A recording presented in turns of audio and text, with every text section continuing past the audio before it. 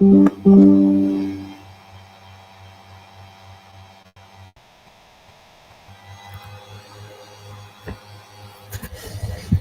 día. Días, doctor. Vamos a revisar hoy día algunas características generales de las arritmias más frecuentes que con seguridad, por lo menos las dos primeras, las van a encontrar en cualquier rotación que hagan de cardiología o de medicina interna en general. Primero vamos a hablar de la fibrilación auricular. Una vez más, tratando de resumir un poquitito lo que dice las grandes guías de la práctica médica.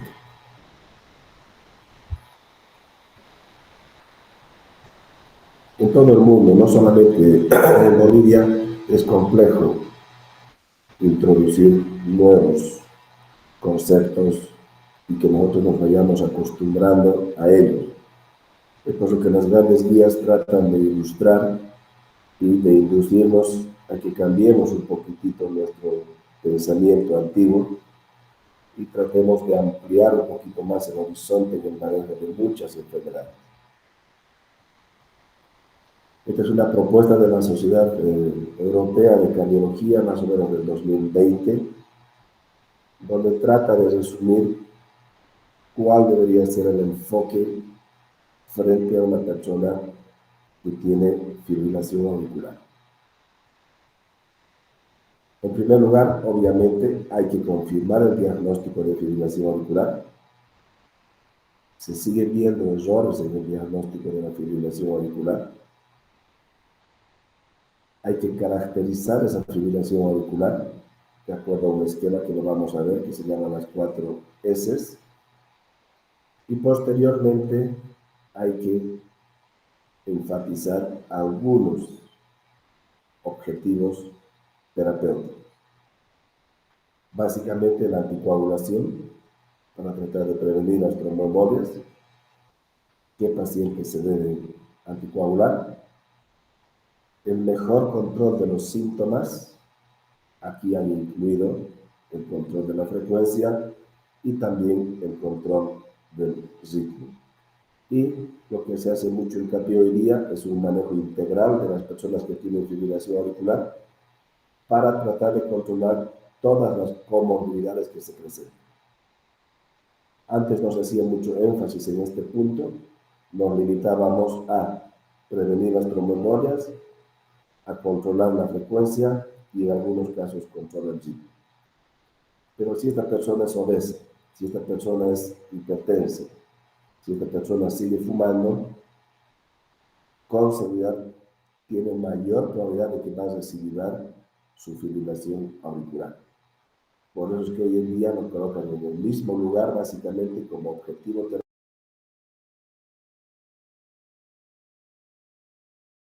ver también y controlar por qué se ha presentado esa arritmia, de esta manera hacer un manejo mucho más integral. Como dice acá la primera C,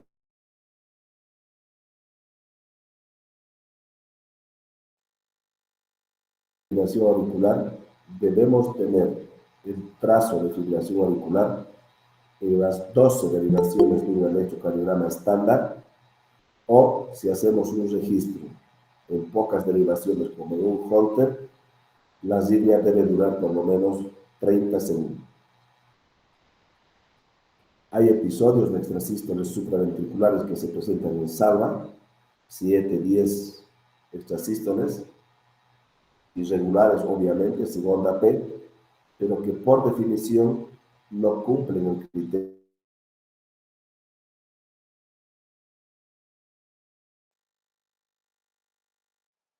Por lo menos 30 segundos la arritmia. Lamentablemente, muchas personas con fibrilación auricular son asintomáticas o se cometen algunas imprudencias, como en este caso una persona que ya tenía fibrilación auricular, que tiene alto riesgo de embolia, pero que ha sido sometido a una cirugía de cadera. Entonces, por el miedo del sangrado, muchos profesionales suspenden la anticoagulación. Es verdad que en algunos casos hay que suspender, hay que optimizar, pero hay que ver el riesgo de embolia de cada paciente. Y esta señora, aunque no haya tenido complicaciones de sangrado porque se le ha suspendido la anticoagulación, pues ha tenido una complicación de embolia por la fibrilación auricular de base que tiene. Hay que siempre buscar el equilibrio. Nadie quiere que sangre, pero por supuesto que tampoco queremos que una persona tenga un evento cerebral. Esto ya lo han visto muchas veces. No hay onda P y el RR es completamente irregular como criterios principales para diagnosticar la fibrilación auricular. Si ustedes ven en este trazo acá en V1, de abajo, hay unas ondas que podrían confundirnos con aleteo auricular. Esta fibrilación auricular se llama fibrilación auricular de onda gruesa. Cuando estas ondas miden más de medio milímetro o 1 milímetro, se llaman ondas F gruesas. En cambio, en el trazo de arriba, ven ustedes que no hay esas ondas F gruesas. Las dos son fibrilación auricular. Podríamos confundir con un aleteo. Antiguamente se hablaba de un fibrilo flatter, hoy en día ya no se habla de esa patología. Esta es una fibrilación auricular, pero que tiene ondas F gruesas. ¿Cómo la diferenciamos de un aleteo? Primero, que la frecuencia de las ondas F es mucho mayor, es completamente irregular, y fíjense ustedes la variación en la amplitud que tiene. La fibrilación auricular puede tener muchas consecuencias. Seguramente una de las más aparatosas es que pueden embolizar prácticamente a cualquier parte. Y lamentablemente el cerebro es el lugar más frecuentemente embolizado, con las secuelas a veces definitivas. En personas sobre todo que tienen alguna cardiopatía, o si la frecuencia es muy alta, puede haber una reducción importante del gasto cardíaco y eso desencadenar o empeorar la insuficiencia cardíaca, llevando inclusive a un edema agudo del pulmón. La sola frecuencia alta mantenida durante mucho tiempo daña el miocardio. Eso se llama taquicardio-miopatía. Independientemente que tenga chagas, que tenga infarto, etc., la sola frecuencia alta, meses, años de que una persona tenga frecuencias cardíacas altas, va a dañar su miocardio y eso se conoce como taquicardio-miopatía. Obviamente una persona que ya hemos visto que tenga una placa en las coronarias y que haga una fibrilación auricular con alta respuesta, va a aumentar su demanda y por otro lado no va a poder satisfacer el flujo sanguíneo y va a desencadenar isquemia miocárdica. Y por supuesto es incómodo para un paciente que esté con palpitaciones, disnea, lo cual va a alterar su calidad de vida. La fibrilación auricular es tan importante que en muchos lugares, acá en Cochabamba se han hecho varios estudios, es la principal causa de embolia. En literatura internacional, lo primero son las carótidas, pero acá vemos que son pacientes que tienen fibrilación auricular. Y además, en todas las personas que ingresan con una embolia cerebral, se busca cuál ha sido la causa de la embolia cerebral. Si es una FA, si tiene placas en la carótida, etc. La literatura sigue manteniendo más o menos lo mismo desde hace muchos años. Hay aproximadamente un 30% de las personas que tienen ACV y no se les encuentra una etiología, no hay una explicación para ese ACV. Entonces, en personas mayores que tienen factores de riesgo, se cree que la fibrilación auricular no ha sido diagnosticada durante esa internación y podría ser la causa de la fibrilación auricular.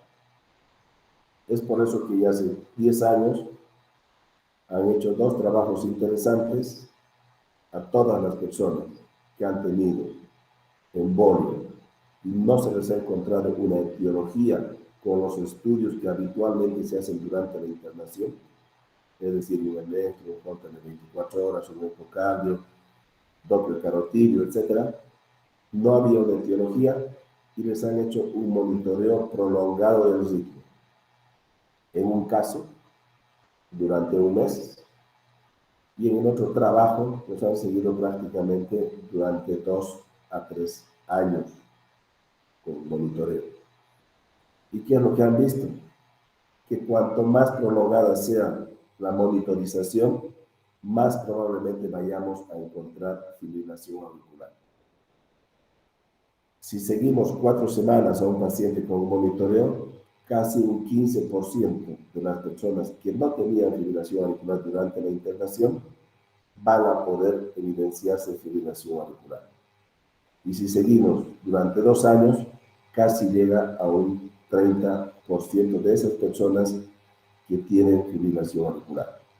Es por eso que hoy en día la recomendación es, si tienes una persona con un embolio, no le has encontrado una causa y tiene más de 50 años de edad, por lo menos hazle un monitoreo durante 4 semanas, porque vas a poder detectar en un 15% aproximadamente fibrilación auricular que podría haber sido la causa de esa embolia, para hacer un tratamiento adecuado y que el paciente no tenga un nuevo evento de embolia.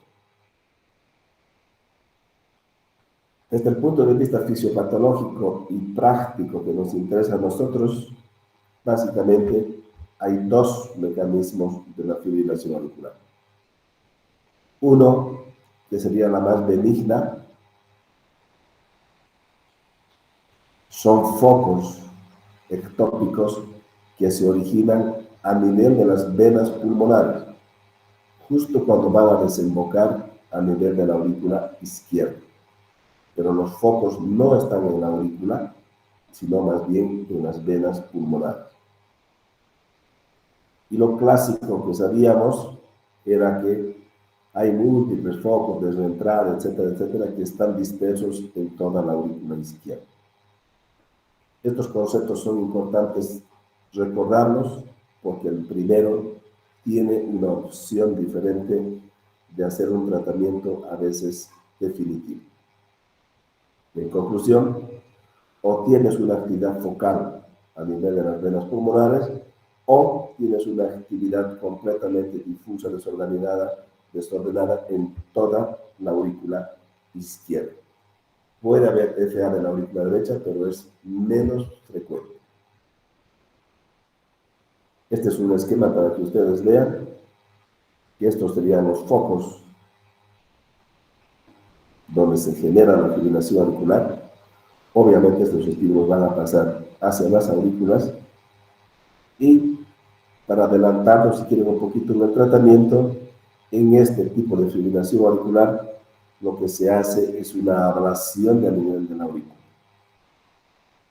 Se aísla eléctricamente las venas pulmonares de la aurícula. De esa manera, todos estos focos no van a lograr estimular toda la aurícula. Van a quedar frenados porque vamos a hacer un procedimiento que va a interrumpir que el estímulo eléctrico llegue a la aurícula izquierda. Y por tanto, el nódulo sinusal va a recuperar su actividad normal. Recordarles algunos conceptos que tienen que ver con el tratamiento, por supuesto. El nódulo AB es una estructura que frena los estímulos provenientes de las aurículas a los ventrículos. Felizmente tenemos estas estructuras que nos salvan la vida, si no, nuestra mortalidad fuera muchísimo más alta. Recordarles que a nivel de las aurículas hay estímulos eléctricos que pueden variar entre 300 a 700.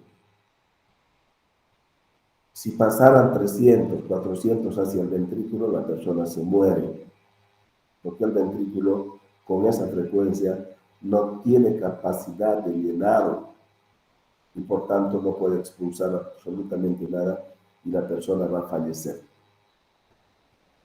Como existe el nodo AB que frena estos estímulos, de los 300 a 700 van a pasar solamente algunos estímulos y van a pasar en el momento que deja pasar el nodo AB. Por eso es que la frecuencia ventricular en la FA es irregular. Pasa el que puede en el momento que deja el nodo AB, por eso es completamente irregular. Cuando el nodo AB está normal y la persona no está en tratamiento de la frecuencia, habitualmente la frecuencia de los ventrículos está entre 150, 80 hasta 200 aproximadamente. Pero eso va a depender del nodo AB. Si el nodo deja pasar mayores estímulos, como en una preexcitación, en un humor, la frecuencia puede ser muy alta, y al contrario, si el nodo se enferma, se esclerosa y no deja pasar estímulos, podemos tener una fibrilación auricular con bloqueo auriculoventricular completo. En esos casos no pasa ningún estímulo y necesitamos implantar un marcapaso a nivel del ventrículo para darle una actividad a nivel de los ventrículos. Esta enfermedad es tan frecuente porque está asociada a muchas causas e inclusive se presenta en personas que no tienen cardiopatía demostrada, que pueden tener algunas alteraciones diminutas a nivel de los canales de sodio, etcétera, pero mediante la ecocardiografía, mediante la resonancia inclusive, no encontramos ninguna alteración. Lo más frecuente sí es que tenga alguna causa y puede asociarse prácticamente a cualquier enfermedad. Cuanto más afectada esté la aurícula izquierda, mayor probabilidad de que tenga fibrilación auricular, como la estenosis mitral, por ejemplo, que hace que degenere, crezca la aurícula izquierda. Por tanto, es muy frecuente en estas enfermedades. Cualquier otra enfermedad, del infarto, la hipertensión, etcétera, pueden producir fibrilación auricular. Los deportistas de alta intensidad hacen fibrilación auricular porque se fibrosa el tejido. Por eso siempre dicen que es bueno buscar un equilibrio, no irse de un extremo al otro.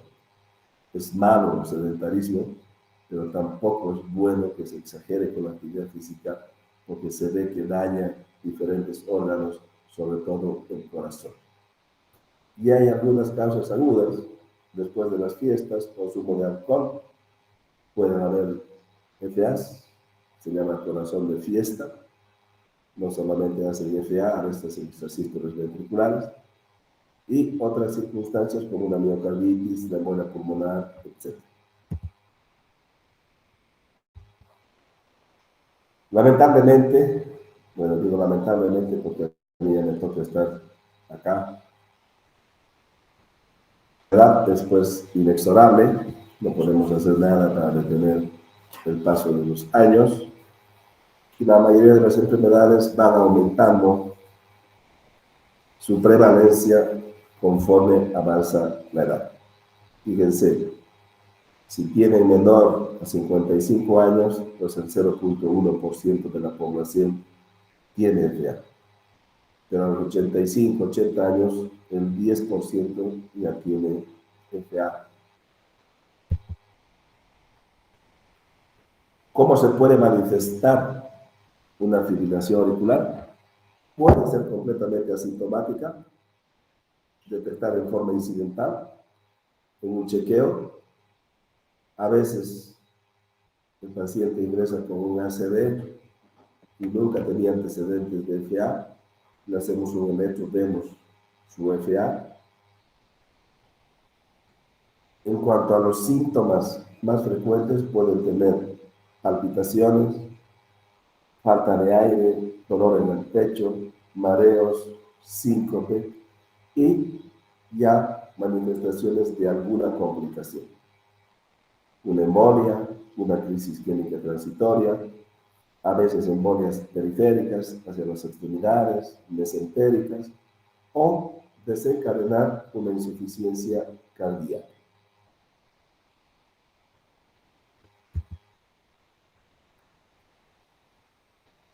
Para el diagnóstico es necesario que registremos la arritmia. Si la FA es permanente, se presenta durante mucho tiempo, pues en un electrocardiograma normal de 12 derivaciones ya tenemos el diagnóstico. No todas las personas van a tener este patrón. Hay que hacer estudios más prolongados, como el Holter, que podemos hacer de 48 horas, 7 días, un mes. Y como les dije, hoy en día, en caso necesario, inclusive se puede extender con unos dispositivos implantables y monitorear por 2 hasta 3 años. Lo mismo tenemos acá el grabador prolongado de eventos, que después de un ACV, ya dijimos por lo menos un mes si no se ha encontrado la causa de la embolia. Podemos confundir con algunas otras patologías, una FA, con extrasístoles, con un aleteo, con extrasístoles ventriculares, con una taquicardia sinusal y a veces con una taquisub. Si tenemos un poquitito de cuidado y recordamos los criterios principales, habitualmente no es difícil hacer un diagnóstico diferencial y decir esta persona sí tiene fibrilación auricular. ¿Cómo la clasificamos? Aunque hay diferentes esquemas, más o menos la fibrilación auricular se clasifica. En general, lo podemos en la posición de que no conocíamos al paciente, no se sabía que tenía fibrilación auricular, entonces nos enfrentamos frente a una persona que tiene FA por primera vez diagnosticada. Pero luego de decir que esta persona tiene fibrilación auricular, debemos caracterizar y ver qué tipo de fibrilación auricular tiene. Y así tenemos la paroxística, que básicamente la define la duración. Menos de una semana de duración se llama paroxística. Antes se le exigía que tenga reversión espontánea. Hoy en día se ha eliminado ese requisito.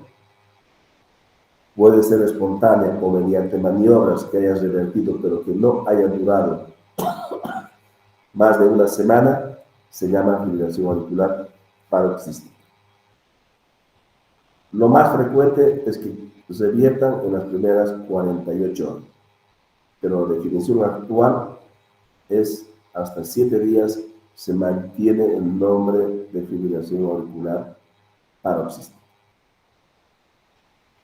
Luego tenemos la persistente, que ya dura obviamente más de 7 días, pero que se tiene la capacidad de devolverle al ritmo sinusal. Requiere maniobras de cardioversión eléctrica o farmacológica, pero puede volver a un ritmo normal. Si esta fibrilación auricular persistente dura más tiempo, dura más de 12 meses, más de un año, entonces se llama persistente de larga data. Pero una vez más, en la persistente se tiene la capacidad de hacer cardioversión. En cambio, la FA permanente ya no se hacen maniobras de cardioversión, se la acepta a la arritmia como una condición por el paciente y por el médico, porque se sabe que no vas a tener mucho éxito en las maniobras de cardioversión o va a ser muy fugaz el retornar a un ritmo sinusal. Son corazones habitualmente desestructurado, pacientes con miocardiopatía dilatada, enfermedades valvulares mitrales con una gran aurícula, etcétera, en los cuales ya no se realizan maniobras para devolver al ritmo sinusal. Es un esquema básicamente que traduce lo mismo y clínicamente también podemos caracterizar la fibrilación auricular de acuerdo a la repercusión que tiene en la actividad de esa persona. Y es básicamente similar a la clasificación de la disnea de la New Yorker. Una FA puede no tener síntomas o puede llegar a tener síntomas de reposo. Esta es la clasificación funcional de la Escuela Europea del Ritmo Cardíaco, era famoso. Vamos a ver cómo tratamos a estas personas con fibrilación auricular. Esta diapositiva no debería colocarles ya, pero les coloco para que de todos modos les sea más fácil recordar, entre comillas, en lo más importante y a lo que estábamos acostumbrados hasta hace 4 años aproximadamente. Control de la frecuencia, reversión y mantenimiento de un ritmo sinusal y prevención de menos eventos tromboembólicos. Como han visto en el esquema actual que nos están recomendando, ha cambiado. Se sigue la prevención de la embolia. En el segundo objetivo, que es el buen control de los síntomas, une lo que es el control del ritmo y de la frecuencia y hacen énfasis en el tratamiento de todas las comorbilidades como un objetivo con la misma importancia que los anteriores.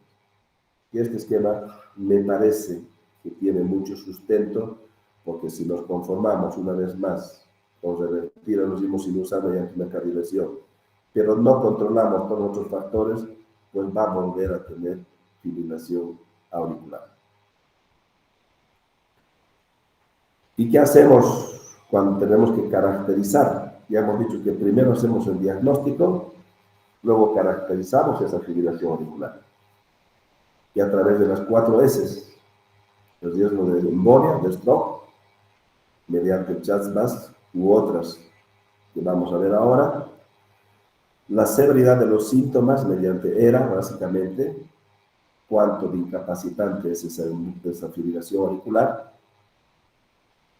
cuánto dura esa fibrilación auricular, qué parte de la actividad eléctrica del corazón está en fibrilación auricular, y la severidad del sustrato, que básicamente es cuántas enfermedades o qué tipo de enfermedades cardiovasculares tienen por debajo de esa fibrilación auricular.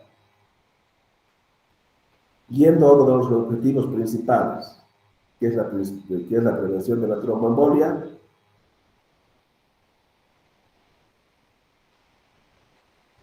tenemos 3 opciones grandes.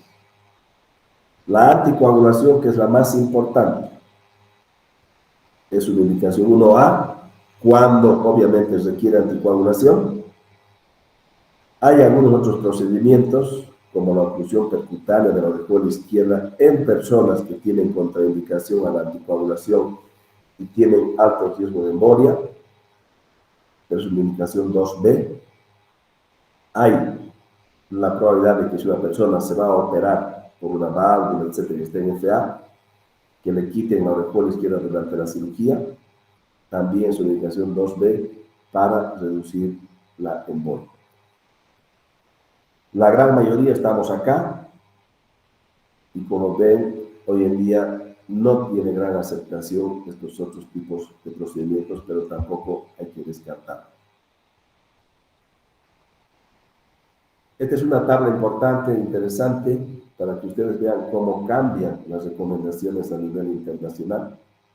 Esto es lo que se utilizaba hasta el 2010, más o menos, en la escala de CHADS.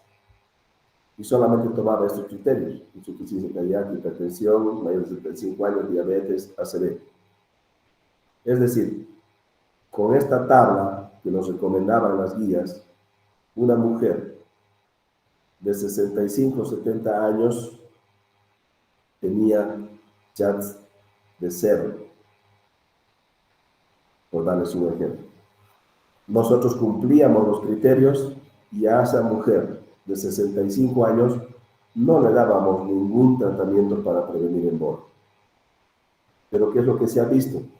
Pese a que nosotros cumplíamos estas recomendaciones, seguía apareciendo embolia en personas con fibrilación auricular. Entonces han estudiado el por qué y de ahí es que han cambiado el chats al chats BASC. ¿Y qué han hecho? Han incluido algunos otros criterios. La edad, por ejemplo, más de 75 años hoy en día tiene 2 puntos. Entre 65 y 75 años tiene 1 punto. Han incluido el sexo femenino y le han dado 1 punto. Nuestra misma paciente de 65 años, siendo mujer, hoy en día, con esta tabla ya tiene 2 puntos. Con nuestra tabla anterior tenía 0 y no hacíamos nada. Hoy en día, ¿qué nos dice la guía? Con esta tabla, si no tiene nada en los varones o solamente es mujer, no le hacemos nada. Pero si tiene un criterio y es hombre o tiene 12 mujeres, ya se debería considerar la anticoagulación.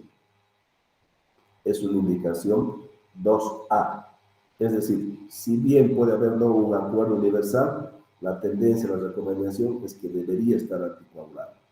Por tanto, esa misma señora hoy en día sí la anticoagulamos, cosa que antes no, con lo cual se está tratando de reducir aún más el riesgo de que tenga embolia. Y si tiene 2 de estos criterios, 2 puntos, y es hombre, o 3 y es mujer, es una indicación 1A. Es decir, eso es lo que deberíamos hacer. Aparte de prevenir las tromboembolias, tenemos que controlar la frecuencia. Y básicamente utilizamos betabloqueadores que son los más efectivos. Podemos utilizar antagonistas del calcio cuando tenemos contraindicación, como un asma activo, por ejemplo. Hoy en día, por ejemplo, no me den betabloqueador porque estoy con broncoespasmo, así que les aplazo si me dan un betabloqueador. Podemos utilizar digoxina, que es menos efectivo, pero que sí es muy útil, sobre todo cuando está en insuficiencia cardíaca descompensada al paciente. Podemos utilizar la amiodarona y en última instancia la ablación por radiofrecuencia. Los más efectivos betabloqueadores. Todos los medicamentos que hemos visto actúan básicamente retardando la conducción auriculoventricular para que no pasen estos estímulos. Si sin tratamiento pasaban 180, pues yo quiero que no pasen más de 100. Y para eso adecuo mi tratamiento con cualquiera de los medicamentos que ya hemos visto de acuerdo a las circunstancias clínicas del paciente. Si yo estoy utilizando muchos medicamentos, el paciente no tolera la medicación y sigue teniendo fibrilación auricular con respuesta alta, porque este nodo AB deja pasar muchos estímulos, me queda un último recurso, que es eliminar, ablacionar el nodo AB, bloqueo completamente, entonces genero un bloqueo AB completo, ya no hay ningún estímulo que pase hacia los ventrículos, pero me obliga obviamente a colocarle un marcapaso a nivel ventricular para darle actividad hacia los ventrículos. Hoy en día ha cambiado también un poquitito el concepto de reversión y mantenimiento del ritmo sinusal. Antes era ante el fracaso del tratamiento farmacológico, cuando el paciente no toleraba bien el tratamiento farmacológico. Hoy en día se está utilizando más, sobre todo porque hay un procedimiento, que es la ablación por radiofrecuencia, o hoy en día por crioablación, que puede eliminar prácticamente la fibrilación auricular.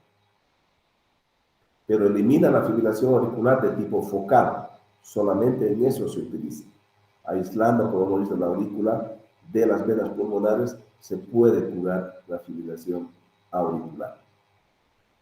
Hoy en día casi es una indicación 1A en personas que tienen recidiva y mucho se toma en cuenta la preferencia del paciente. Si no quieres tomar medicamentos mucho tiempo, etcétera, etcétera, se puede ofrecer hacer una ablación.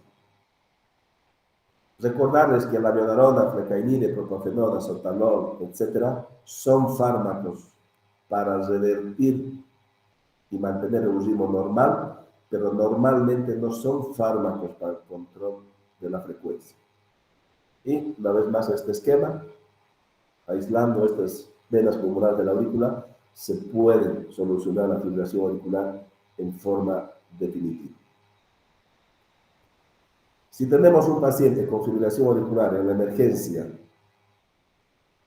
lo que tenemos que hacer es siempre ver qué repercusión tiene esta arritmia sobre el estado hemodinámico. Si tiene fibrilación auricular, está inestable, tiene frecuencia más de 150 por minuto y es la primera causa probable de esa inestabilidad, hay que hacer una cardioversión inmediata. Si no, el paciente puede fallecer o tener complicaciones mayores. Pero si no está inestable, el paciente tolera la fibrilación auricular, no es necesaria una cardioversión inmediata, hacemos un control de la frecuencia ventricular, prevenimos la tromboembolia y nos damos tiempo para hacer todos los estudios que correspondan para caracterizar mejor la fibrilación auricular y hacer un tratamiento de acuerdo a eso. Eso, digamos, en cuanto a lo que es la fibrilación auricular. Una arritmia también relativamente frecuente es la taquicardia paroxística supraventricular. Si bien los dos no se nota, no se ve habitualmente en la onda P, la gran diferencia es que el ataque supra es regular, en la fibrilación auricular es completamente irregular. El tratamiento es completamente diferente, esta es una enfermedad mucho más benigna, no tiene riesgos prácticamente de embolia, por ejemplo, sí puede descompensar a una persona, y hoy en día se puede curar, se puede eliminar en la mayor parte de las personas.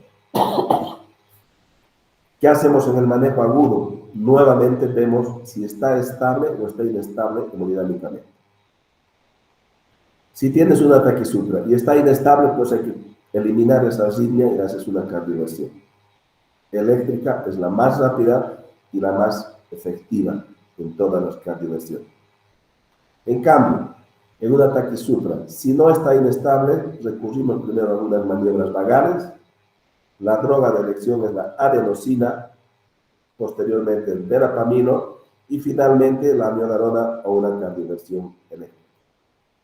A veces no se cuenta en el mercado la adenosina y directamente se recurre a la amiodarona. No debería ser la práctica cotidiana, deberíamos tender a utilizar adenosina, que es muy efectivo y con efectos adversos menores que una amiodarona. Es la droga de elección en este tipo de arritmia. Y a largo plazo, ¿qué hacemos con el ataque supra? Vemos si tiene algunos criterios de riesgo. La persona, por ejemplo, es un piloto o un conductor de un bus y tiene un ataque supra. No podemos correr el riesgo de que tenga un evento de síncope o un mareo estando en su trabajo y pone en riesgo a muchas personas. Entonces, en esa persona directamente hacemos una ablación porque eliminamos la arritmia. Si ha tenido síncope como manifestación clínica o tiene una preexcitación, tiene un WORF, directamente debemos eliminar la arritmia. Si no tiene estos criterios de riesgo, podemos hacer un tratamiento farmacológico. Los beta bloqueadores son las drogas de elección para que no tenga eventos a repetición. Los antagonistas cálcicos, la digoxina, a veces hay que combinar estos fármacos. Y finalmente recurrimos a la amiodarona o a la ablación por radiofrecuencia. También es frecuente ver que se utilice amiodarona como primera línea. No está bien. Es una droga fantástica, la miodarona es el mejor antiarrítmico hoy en día, pero tiene efectos adversos y si podemos controlar con otros medicamentos que son tan efectivos y no tienen efectos adversos, mejor utilizamos primero esas otras drogas, no directamente la amiodarona. Finalmente, en 4 minutos vamos a ver algunas características de algunas arritmias ventriculares. Primero, reconocer en el electrocardiograma. Ustedes ven acá arriba, onda P-QRS, que es un ritmo normal, con QRS estrecho, y de repente aparecen unos QRS que están completamente ensanchados. La regla general, hasta que no se demuestre lo contrario, QRS ensanchado, origen ventricular. En cambio, acá ven QRS estrecho, con onda P, con un PR normal, y de repente hay unos complejos que están anticipados, que son precoces. Si vemos la distancia, deberíamos tener acá un latido, el otro latido acá, y debería estar acá seguramente el próximo, pero acá se han metido estos otros complejos. Por eso también se los llama como latidos prematuros, auriculares o ventriculares, pero acá mantiene la morfología del QRS de base.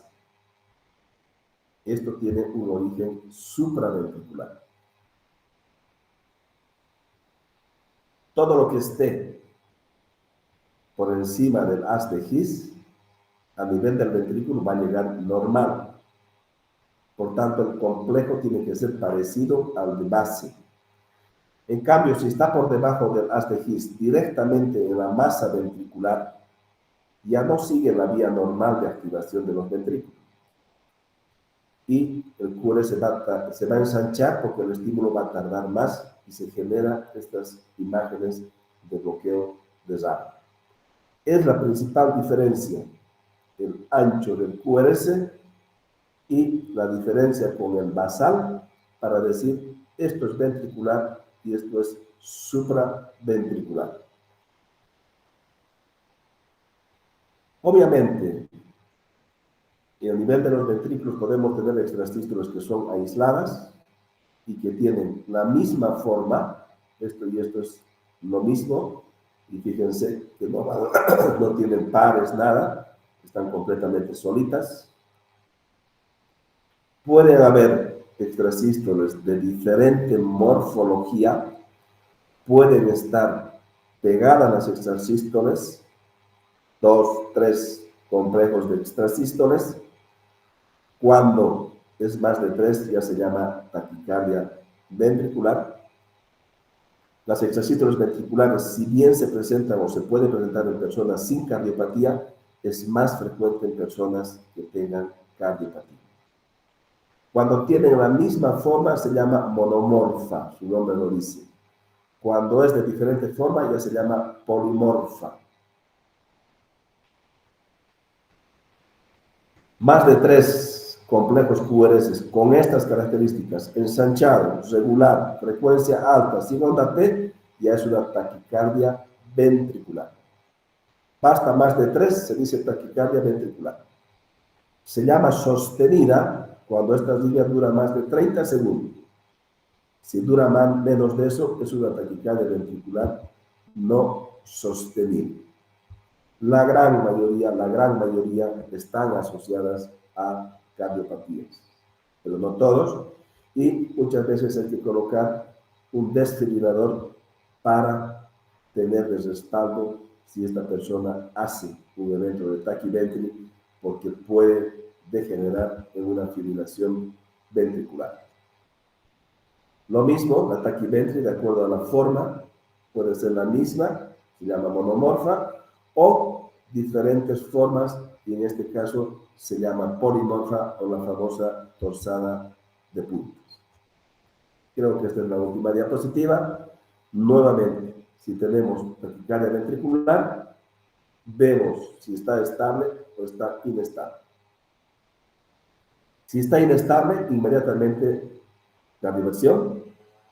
Si no está inestable, amiodarona, la droga de elección, se podía o se utilizaba mucho antes la lidocaína, pero hoy en día la amiodarona se ha visto que tiene mejores resultados en la taquicardia ventricular.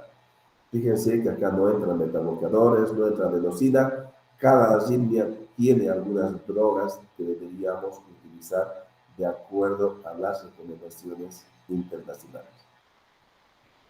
Y finalmente la fibrilación auricular, que básicamente es paro. Esta actividad eléctrica es completamente ineficiente, no bombea absolutamente nada y es un paro. Los pacientes que hacen fibrilación ventricular y están en el ritmo, hacen paro, perdón, y están en el ritmo de fibrilación ventricular, tienen mejor pronóstico que los que están en completa asistolia. Estas personas tienen más chances de responder a las maniobras de reanimación porque vamos a desfibrilar. Es una suerte tener un paro y estar en fibrilación ventricular. Bueno, suerte entre comillas. Y el flutter auricular, que es muy discutido, en algunos textos lo van a encontrar, en otros no.